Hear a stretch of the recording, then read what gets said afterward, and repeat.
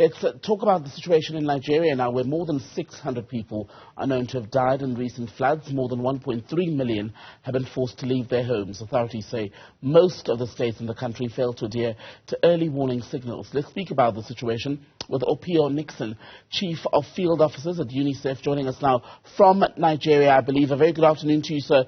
Thank you for your time and your patience. Give us an idea of the emerging scale of the destruction from the floods.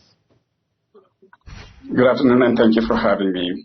I'm joining you from Abuja, Nigeria, the capital city of Nigeria. At the moment, we do have flooding actually affecting about 36 states. And if you know the context of Nigeria, Nigeria comprises 36 states. So essentially, this implies that almost all the states are currently being affected by the floods. And as of 16th of October this month, we did have an appeal or an update being shared by the government, that is the National Emergency Management Authority, basically pointing out how most of the states have been ravaged. And out of that, we do actually realize that up to about 600 people are being reported by the government to have lost their lives in relation to the flooding that has currently affected the country. And of course, approximately 2.5 million people as of the 16th of October are reported to have been affected across the 36 states. So it is actually quite unprecedented, considering that looking at the outlook, not all the states are anticipated that we'll be getting this much of the rains at this point in time across the country. Is it that early warnings were misunderstood or were they ignored? I don't think it was a misunderstanding of the early warning, because the government, through the Humanitarian Affairs Ministry, had really gone through an extensive process supported by UNICEF in terms of the risk mapping. And also going by the outlook using data from the previous seasons. You know, this is not the time of the year when this amount of rains would be expected.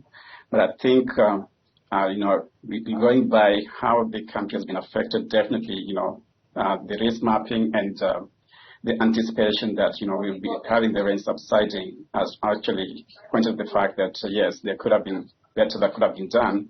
But I don't think that it is really a misunderstanding per se, but I think also considering the global warming across the world, this could have contributed to the current status within the country.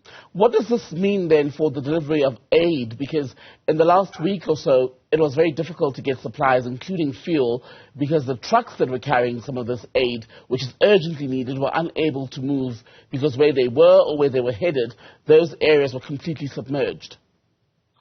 Yeah, you're quite right. At the moment, we do have access challenges that have been occasioned by the flooding of some of those passages. And definitely that has affected the flow of the fuel years and the flow of humanitarian assistance. But we also do recognize the fact that, based on what the government had anticipated, there's some level of preposition that was done in the different parts of the country using the presence of, the states as well as the presence of some of the aid organizations in these locations. It's noteworthy to understand that Nigeria is a very devolved system of governance where, each state has its own governance system. So based on the reading of the situation, some level of minimum preparedness was there, but I must say that this has been overwhelmed considering the large numbers of people that have been affected. So there's definitely need to ensure that we can be able to scale up the response, but of course those constraints that you've just highlighted in terms of access will continue to affect the level of the response. The other threat at the moment is that more rain is predicted for Nigeria, and I wonder what's being done to prevent a repeat of what we've seen unfold in the recent days. Well, at the moment, what the government is doing is that it's working quite closely with partners, including the United Nations and non-governmental organizations, to ensure that people can be warned to move from those flood-prone locations and get to better locations where, the impact might not be as what we've expected. So as of now, it's just, based on the mapping of those locations, is to disseminate awareness messages to communities in such, locations to be able to move to better locations. So we anticipate that would help, bring down the level or bring down the impact of what we've witnessed over the past few weeks. Where do you stand as far as the level of concern around possible outbreaks of waterborne diseases, because the water also hasn't moved in some areas? You're quite right, and that's, of course, is a risk. And what we're doing currently as UNICEF with the government is to support them in dechlorination of some of those waters that, in order to afford people to be able to access water. But at the same time, also, ensuring that you're quite right that some pockets of the country have already been suffering from waterborne diseases, to be able to support the health-related systems or the health-related ministries to work quite closely with the state authorities in some of the locations to ensure that, treatment chemicals are provided timely. People are being advised not to use water that could actually lead to infections, etc. And we are also working with the government at the moment to see how best we can scale up the WASH response, particularly on sanitation, because if you're able to practice good sanitation, then of course that can also lead to the reduction of some of the cases. We are also supporting the government at the moment, some of the cholera kits, etc., to ensure that should there be an outbreak in some of these locations, we can be able to basically manage, the situation without it getting out of hand. Right. So those are some of the efforts that are ongoing. Of course, I must also admit, as you rightly pointed out, that the needs do far outweigh, the capacity that we do have in terms of the resources. And we are doing everything possible through every channel that we can have to ensure that we can be able to mobilize the resources timely and continue to extend that support to the government.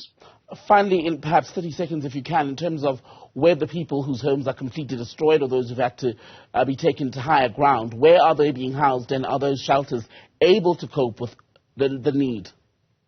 Yeah, so definitely, in some of the locations, what is happening is that, schools are being occupied, other facilities are being occupied, and that does definitely have an impact on the provision of other services, for instance, children being able to access schooling in some of those locations. So as we try to cope with the impact of the flooding, of course, there are other sectors that are being affected. And at the moment, it's about saving the lives of the community and saving the lives of the people that are being impacted as we look into how do we restore those services moving forward. So it's about, the best thing that we're trying at the moment is to ensure that, lives can be saved, we can be able to contain any outbreaks, and then later on see how we can restore those services in support of the government of Nigeria. Opiyo Nixon, good to have your time, so thank you very much.